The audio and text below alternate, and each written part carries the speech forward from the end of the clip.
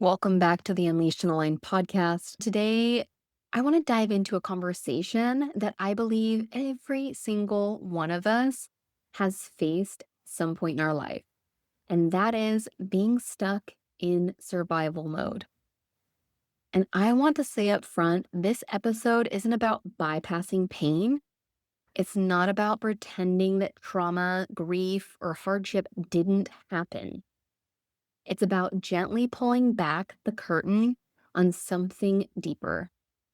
What's happening in your energy, your nervous system, your mindset, in your soul when we've been surviving for too long. Today, we're going to explore the 4 survival archetypes, how your chakras respond to survival mode, and what it takes to shift from blame and constriction to alignment and personal power. Let's dive into today's episode.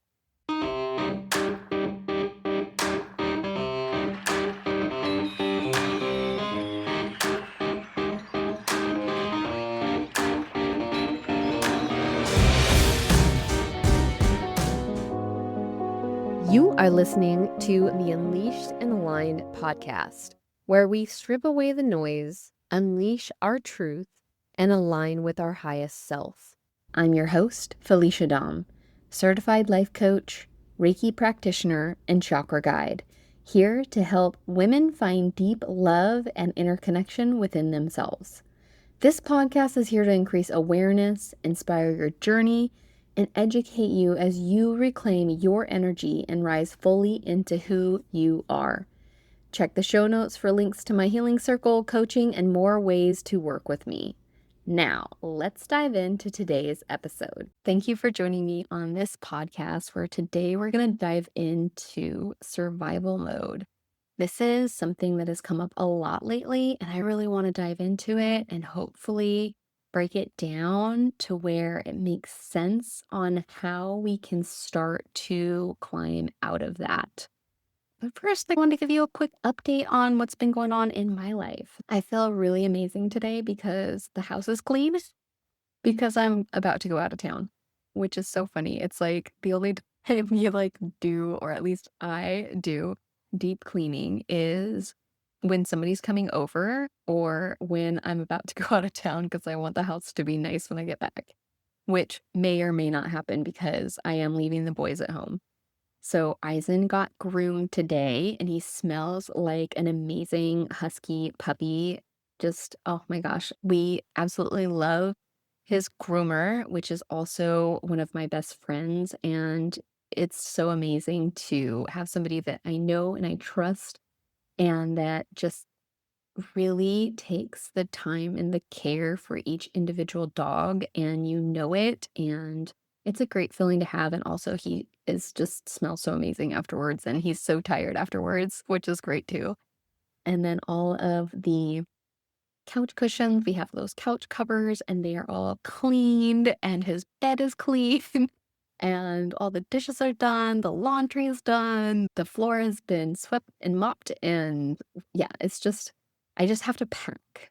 So I'm planning on starting to do that later today, but I'm dreading it because I'm gonna try to just bring a carry-on, and in my brain, it sounds really daunting at this time, but I'm super excited to be hiking, and it's gonna be amazing.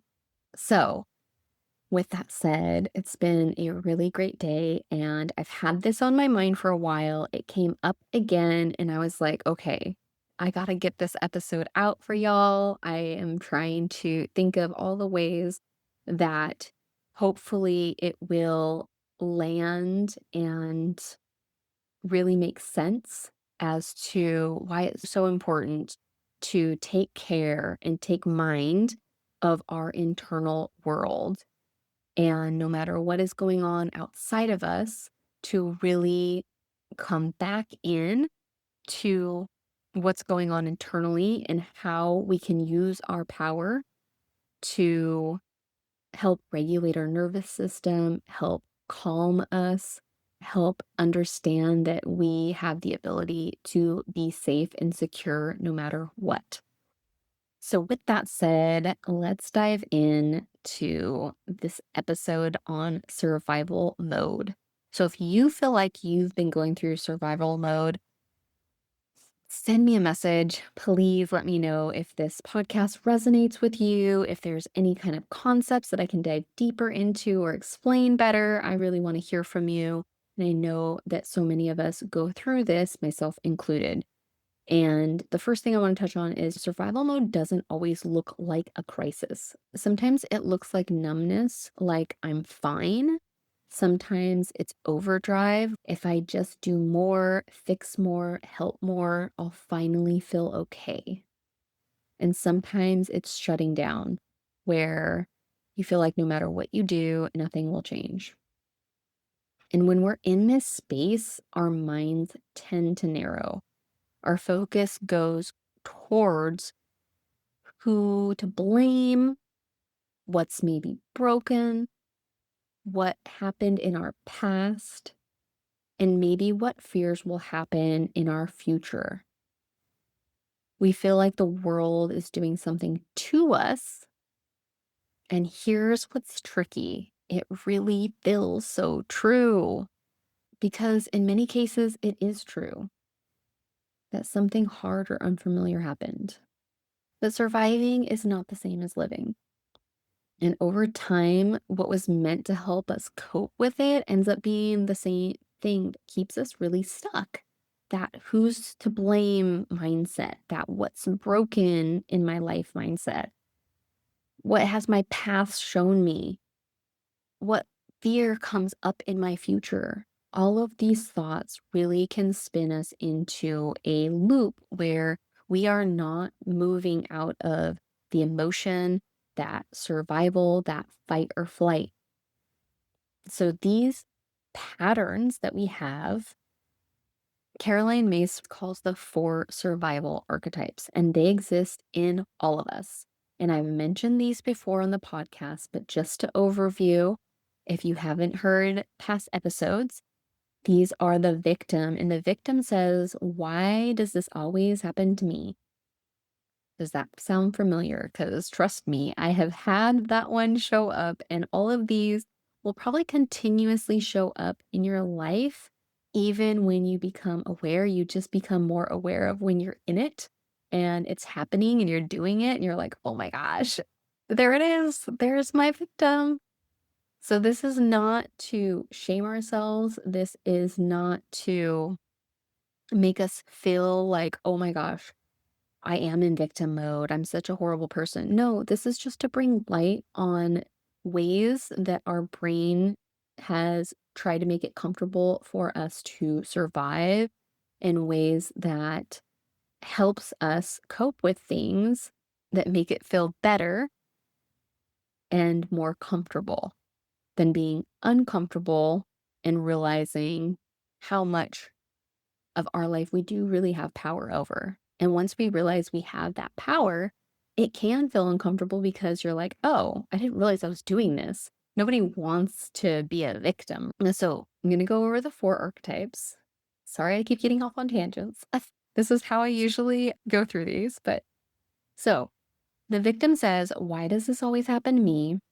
And generally, they struggle to see how their power, that energy that you have within you, that conscious awareness, they struggle to see how their power lives within, not from something outside of them. And when I talk about power, I am talking about your energy, your ability to be conscious, to have awareness, and take control over whatever's happening internally. We cannot control the external world, my friends, but we can control what is going on internally. And some of you might say, no, this really happened and this is really true, and I feel like X, Y, and Z.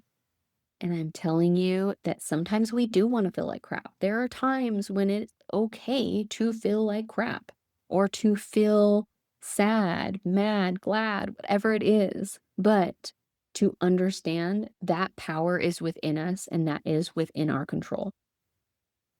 The next survival archetype is the saboteur. And the saboteur says, I don't trust myself to follow through.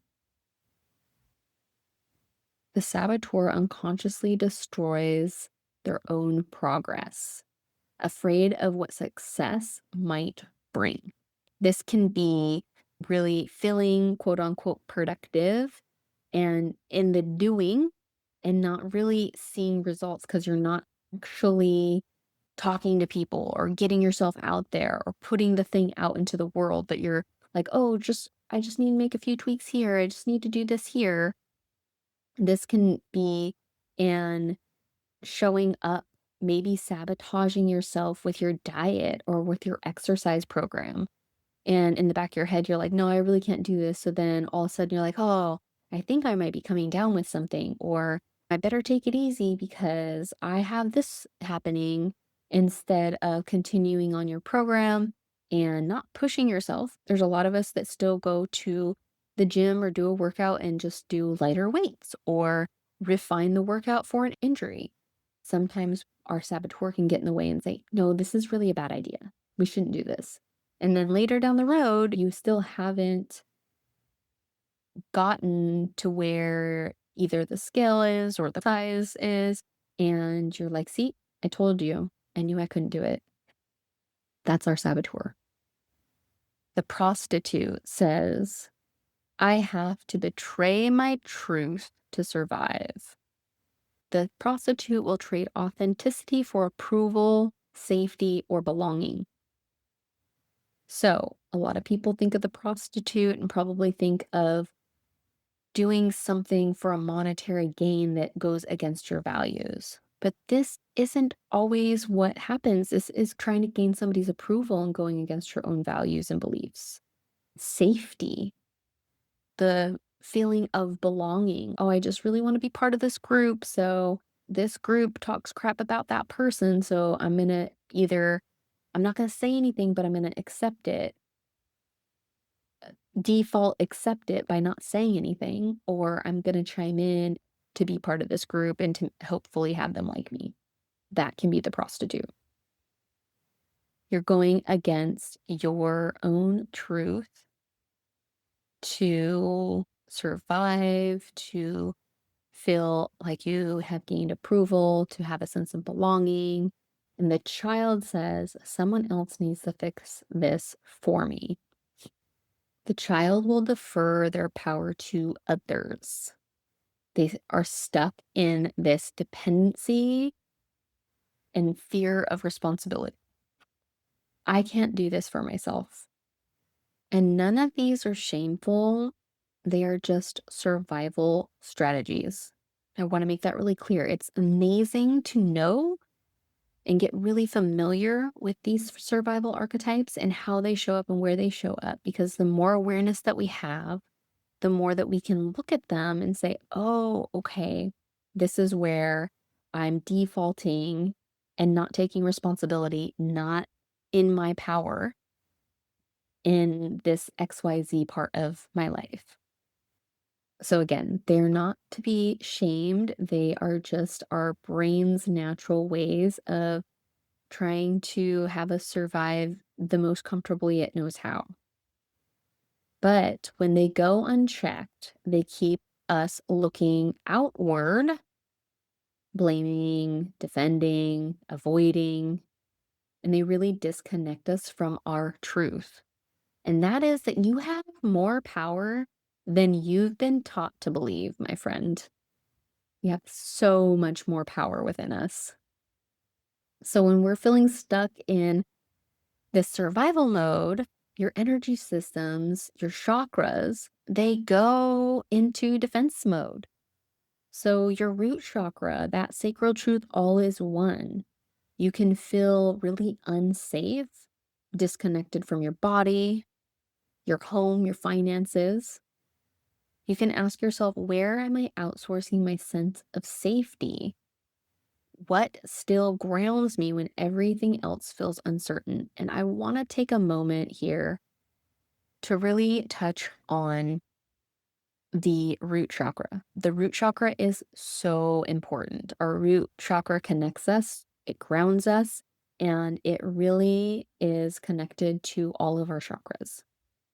So let's take a moment to zoom in on that root chakra. the energy center that is connected to survival, to our family, our tribe, our sense of security, and how we relate to the material world. And again, that sacred truth, all is one. I want to just read a portion of The Anatomy of Spirit by Caroline Myss, because I think that this is so good and I love the way she puts this. So I'm going to read this little portion on the root chakra that says, "No one begins life as a conscious individual with conscious willpower. That identity comes much later. We begin life as part of a tribe." So part of a tribe, like your family ship, right? Whatever kind of family upbringing that looks like. We become connected to its collective willpower by absorbing its strength and weaknesses, beliefs, superstitions, and fears. This is why survival patterns run deep. I just love the way she words it, the way she puts it.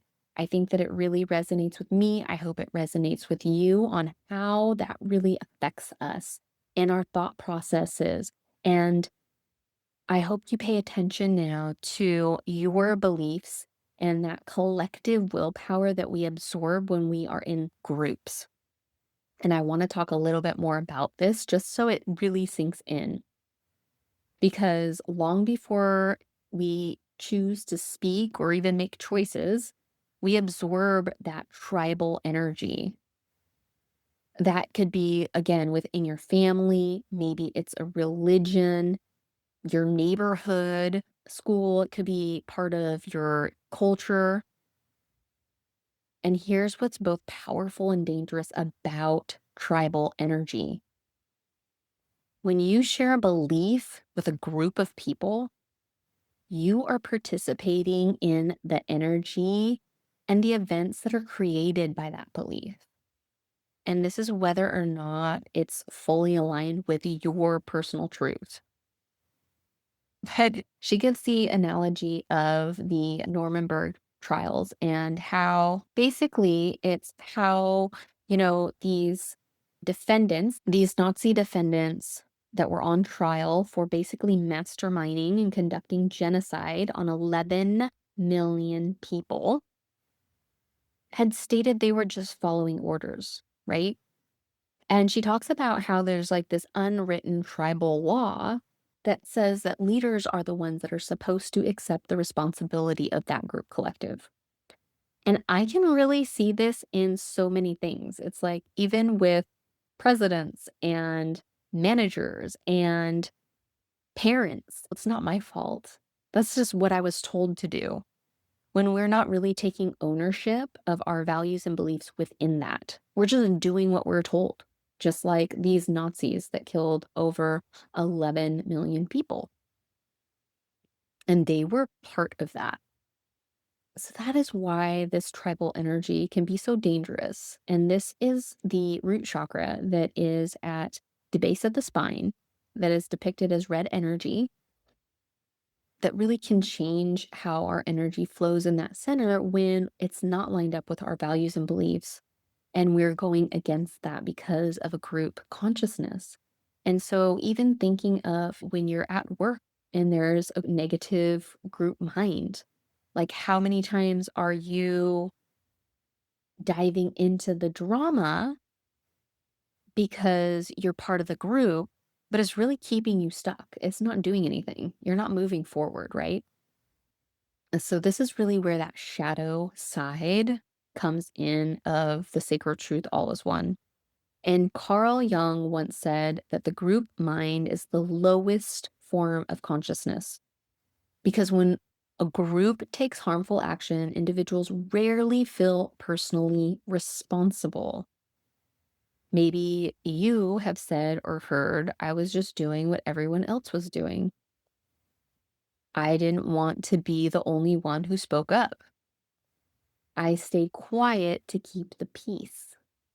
Does any of this sound familiar to you? And if it does, it's time to really look at where you're holding your values and beliefs within a group collective or within your tribal collective, how you were brought up, what kind of things that you were brought up with, your culture, your background, your religion, whatever that is. We've all had moments like this, and it's nothing to be shameful of. It's something to expand upon, to create awareness on, so that we can expand our consciousness and we can really live our lives how we want to live them and show up in the beliefs and the values that we choose. So, I want to give you some examples just to really solidify this. In your family, maybe you keep going to family dinners where maybe people make toxic comments or belittle you because that's just how they are. Or maybe it's family is everything to me, so I'm going to put up with it. These are some ways that we can really lower that root chakra energy, stay in a lower vibration. Some ways it can show up in workplace culture is in burnout. Maybe you stay late all the time, you skip your breaks, and you're ignoring what your body needs because everyone else does it. Or you fear that you'll be seen as lazy or ungrateful, even though it like drains you and you keep pushing through it because the unspoken rule is hustle equals worth. That is definitely the culture that I was brought up in. Maybe you have friend groups that, have peer pressure on you. You go along with gossip or toxic dieting, things that you don't agree with, it doesn't feel right. You feel that internal pull that this does not align with my values. But you do it because not joining in feels like social exile. You silence your inner truth just to stay included. These are everyday versions of how that tribal survival energy can take hold of us. These moments when belonging feels safer than our integrity. When we follow orders, not because we believe in them, but because we're afraid not to. I think that is so important. What are you following that you don't really agree with or you don't even know why? I know my younger self really did a lot of that stuff where I just went along with it and I wasn't exactly sure why we were doing this, but because an authority said, this is how it should be. This is how it should go. This is what you should say, whatever it is. I was like, oh, they must know. How many times do we say they must know better? They must know better than us, even though we're like, what the hell is going on here? It's so crazy. And this is that shadow side of all is one. And all is one can be so powerful because we have the power to change that. We are part of the group. So if you're not familiar with that sacral truth, all is one, it's this sacred truth that we are all interconnected. Energy is everywhere.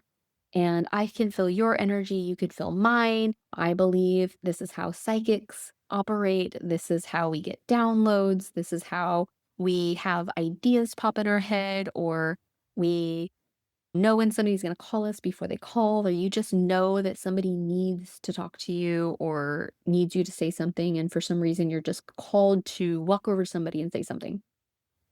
It's all in this interconnected energy.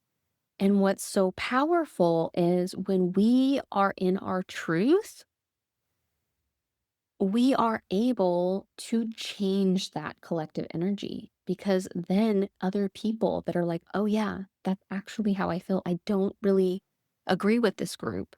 Why am I in this group? I don't even know. I want to go over to this group where people are speaking their truth, they're being authentic, they're in beliefs and values that I actually feel deep in my bones. That is when we can change that collective consciousness and that collective all is one energy because we are all interconnected. But true power begins when you ask, what is my truth? Beyond what I've inherited, beyond what that family has told me, what that group mentality has told me, what do I believe beyond what I've absorbed And where am I choosing survival over that authenticity? All right, so I wanted to go a little deeper on that root chakra because it is so important. So let's get back to questions to ask, like where we were at before. So that root chakra is feeling unsafe, disconnected from your body. Maybe it's in your finances. You can ask yourself, where am I outsourcing my sense of safety? And that can be in any area of your life.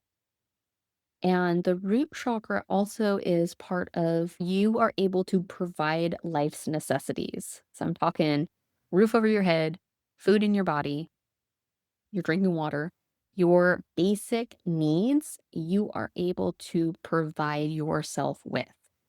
And so if you are feeling like you are not being able to provide basic needs, or maybe you're thinking that you need more than you actually do, that energy can also shift and it can be stagnant, it can be stuck, it can be unbalanced.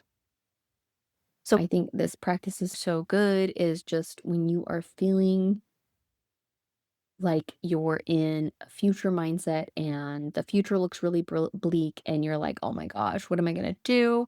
I have been here, my friend. Trust me, I have been here. When you are stuck in that maybe past thinking of this is how it's always been, is this what my future is going to be like? What does my future hold? You're getting that scarcity mindset. How am I going to do this? I need to know this right away, etc. I always ground back into, am I safe and secure in this moment? And that gives me peace. It gives me more clarity.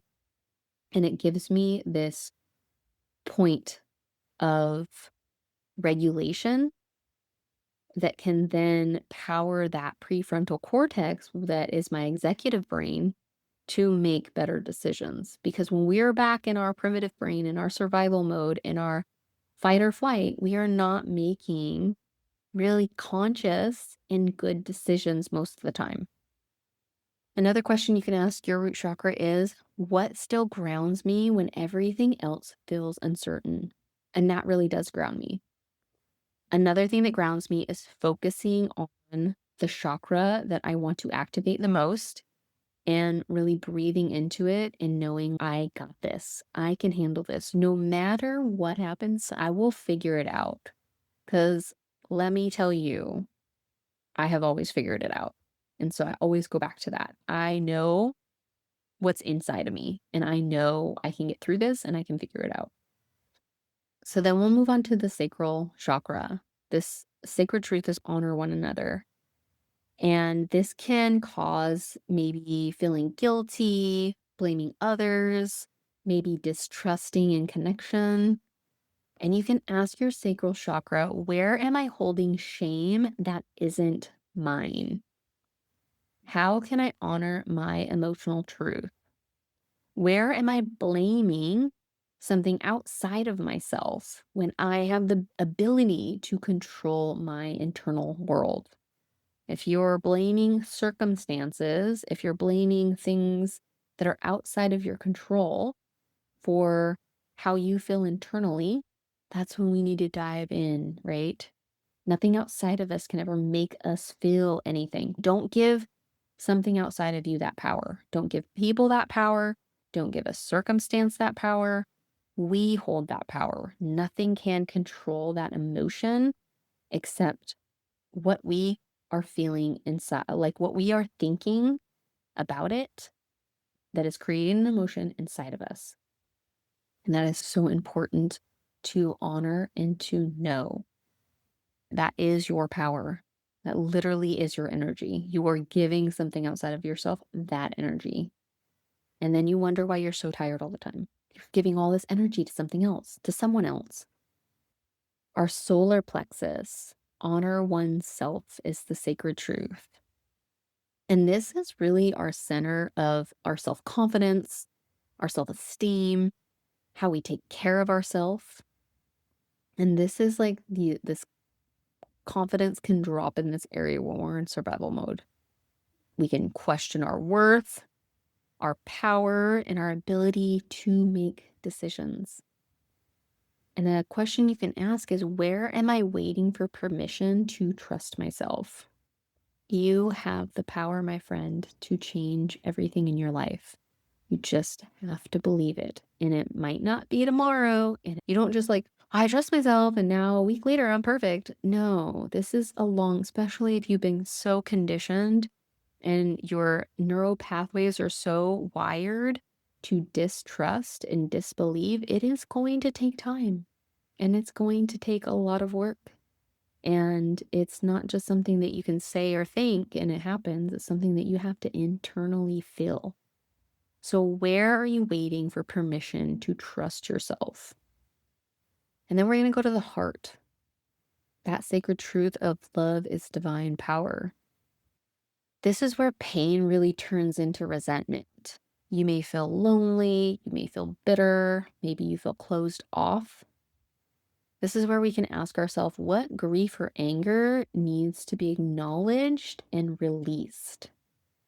We always want to acknowledge and understand where things are coming from, why, but not sit in it, not stew on it, and just allow for yourself to really breathe into it and release it.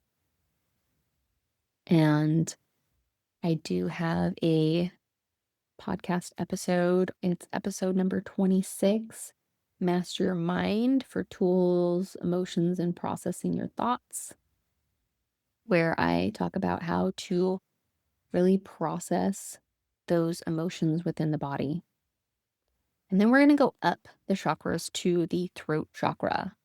This sacred truth is surrender to divine will. And you can feel the energy from this chakra by feeling voiceless. Maybe you are addicted. You're addicted to substances. You're addicted to control. Your resistance to divine timing. I need this to happen within this amount of time. And it's no, you don't get to choose when something happens. Your job is to release the need to control things in your life, to control what's going to happen, and allow the universe to help you out the best way it knows how, because it knows exactly what you need, exactly when you need it. And so when we release this need for control and we allow the universe to work in its beautiful, mysterious, magical way that says, you're not ready for this, so I'm going to throw another lesson your way because you really didn't understand it. That's what we really need to pay attention to. Everything that's happening, we think things are happening to us instead of for us. And when it happens for us, it's why might this have happened? What did I need to learn? Maybe I needed to learn how to release control. Maybe I needed to learn how to love myself deeper. Maybe I needed to learn how to let go of resentment. Maybe I needed to learn how to be in my worth and know my worth and own my worth. And when we don't learn the lessons, you better believe that Mama Life, Mama Universe is going to say, child, you did not learn your lesson. We are going to throw another one at you until you really understand it. So I think the best thing we can do is look at our life and what's going on. And instead of blaming and being a victim to circumstances and really looking at it as, okay, what is happening right now that is challenging me? And how is this challenging me in the best way possible? What is it that I really need to learn from this situation, this circumstance within myself? So, the throat chakra, voiceless, addiction, resistance to that allowance of letting things happen when they're meant to happen, we can ask ourselves, where am I gripping too tightly to an outcome? And what truth longs to be expressed? So this is all going to be like The throat chakra is really your strength of will, your willpower, your expression, following your dreams, your judgments, your criticisms. Like the throat is so much because it's really our voice, it's how we speak, and it's how we manifest things into the world, how we show up and what we choose. You might think of throat as speech, but it's also your choice. Like, what choices are you making? A lot of times those choices come from our mouth. And the third, that sacred truth is seek only the truth, which I absolutely love. Because when we really dive into seeking only the truth, whoo, child, everything same is made up. Anyways, so the third eye can have us looking at getting really stuck in mental loops, unable to see beyond the stories of our past. This is a huge one.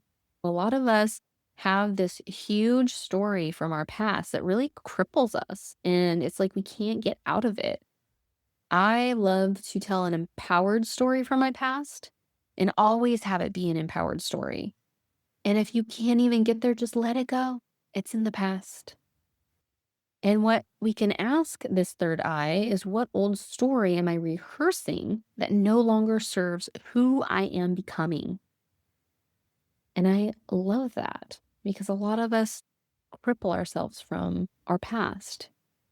And when our energy is in the past, how are we going to manifest awesome things for our future where all of our energy is way back there? We don't want it back there. We want it right here so we can manifest our dreams. Okay. All right. So the last and most divine chakra is our crown chakra, the truth of live in the present moment. Bring that energy into the present moment so we can manifest amazing things. When this energy is imbalanced, it can make you feel spiritually disconnected. We can start feeling hopeless, or maybe we just feel like our life is just chaos. And a question we can ask this crown chakra is, what would it feel like to trust life just for one breath? Just trusting that this is the life that you chose and you were meant to learn the lessons from this life and learn how to move past that. And with every new challenge, it's a new challenge that you get to decide how you want to move through it. Do you want it to set you back, or do you want it to propel you forward? And also, I just want to say that a lot of times when I am stuck in this mindset of, I don't know, where I'm going, or I'm not good enough for this, or how can I possibly do XYZ? I always think of all of these amazing people that overcome so many incredible obstacles. And I generally look at people that have had tragic things happen to them, like a marathon runner that had her legs blown off in the Boston bombing, and how she, instead of saying, that's it, that my passion's over, she runs now with prosthetics and she lives her life to the fullest she can live it. And people that have disabilities that constantly, there's a girl I follow and I can't think of the name, but her daughter is blind and she bought her a bike and she showed her riding this bike and she's follow my voice, do this. She shows her cooking. She shows how she's going to make breakfast for people and she shows her how to do all that stuff on her own. It's like, you don't stop living because something happened or you have some type of ailment or disease or illness. You like, these people are not letting that dictate how they show up and who they're going to become. They work with it, not against it. And those are the inspiring stories for me. I'm like, listen, if somebody can get up every day and be like, I am going to beat this, or I am going to learn this new skill, no matter how many times it takes me, I'm going to figure this out. That is what inspires me. It's also amazing to hear people that have overcome obstacles. If you're in a space, a headspace where you're thinking, woe is me, and how am I going to get out of this, or what am I going to do? I highly encourage you to check out some of the episodes. That is exactly why I have people on my podcast to talk about how they become unleashed and aligned, how they have moved through past events and triumphed over things. What kind of mindset were they in? What do they do now to help stay connected? And I encourage you to reach out to other podcasts or look at other books or find stories that really inspire you when you are in a space that is difficult to see the other side, because there are so many people doing epic things, epic, that is just unfathomable. And I think that if we fill our world with more of that than tragic things that are happening, and of course, if you are passionate about something, I highly endorse being an advocate and showing up when you can. And sometimes that showing up is just to speak your truth on something or to send loving energy to a cause. Sometimes that's all we can do. And that is okay. We don't have to send a bunch of money. We don't have to stand in protest. But I think actively participating in ways and forms and energy that align with your values and beliefs and that help propel the movements or the passage of bills or whatever it is that you feel really called to, I think that is something that we all have to stand up for within our values and beliefs. That is our truth. That is what we believe in. And sometimes it's just showing up and being in your values and beliefs and showing other people what that looks like. We really can change the world by showing more love and giving more support and being authentically us. So now I just want to talk about some places where people can get stuck. When I say you're not your past or you're not what happened to you get to choose who you become. It can feel really invalidating and sometimes even offensive to people. It can be like, you're basically saying I'm not doing something right, or you're saying what I'm experiencing isn't real. And it's because when we use these external circumstances to explain why we feel powerless for so long, it can really feel like I'm saying you're wrong. And I just want to be very clear. You are not wrong for hurting. You're not wrong for feeling pain. You're not wrong for feeling the way you feel. But your pain is not the end of your story. The outer world may bring chaos, but your inner world is yours. You can reclaim your breath, your body, and your beliefs. You can feel grief without becoming bitterness. You can feel anger without losing your peace. And that shift from blaming the world to reclaiming your inner space, that is the beginning of transformation. That is so powerful just to understand that.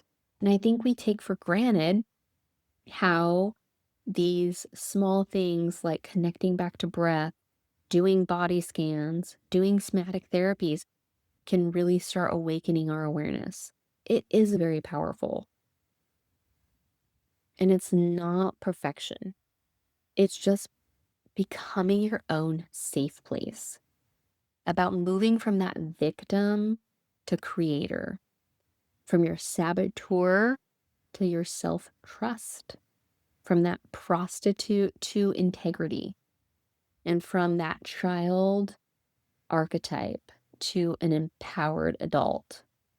And when we learn to regulate our nervous system, to trust our bodies, to align with our energies, to ask better questions of ourselves, and to choose presence, that is when you begin to awaken, you begin to rise, you begin to have more awareness. And it's not because life got easier from these experiences, but it's because we remember who we are, we took our power back, and we realize that we are in control, we are responsible. So if you're in survival mode right now, I want you to take a deep breath. Just breathe and understand that you're not broken. Just need a little awakening. You're not behind. You are becoming your future self. And you don't need to fix yourself. You just need to reclaim your power. And that's what I do with my clients, whether it's through chakra embodiment, some somatic, some subconscious rewiring. I help them come home to their power, to their truth, one choice at a time, one breath at a time.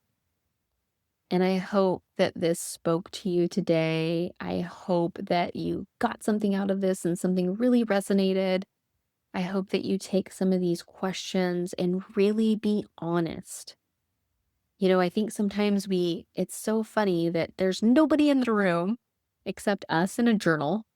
And we can still trick ourselves into being like, I wasn't really that mad about what they said because it meant that I was a piece of crap, but I was actually mad about the way they said it.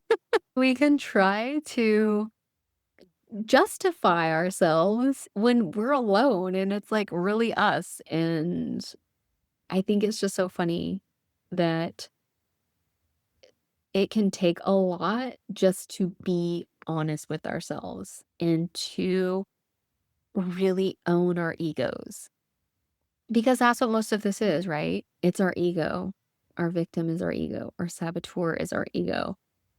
Our prostitute is our ego. Our child is our ego. I don't have to do this. It's your fault. Nothing's my problem. That is our ego. That is where most of our complications and our battles reside. And hey, the ego can serve a purpose and it can be really amazing, but it takes that awareness and that understanding of when to utilize the qualities that we want to utilize in our life and when we need to step back and say, wait a second, what am I making this mean about me? And what am I making this mean about how I'm moving through life?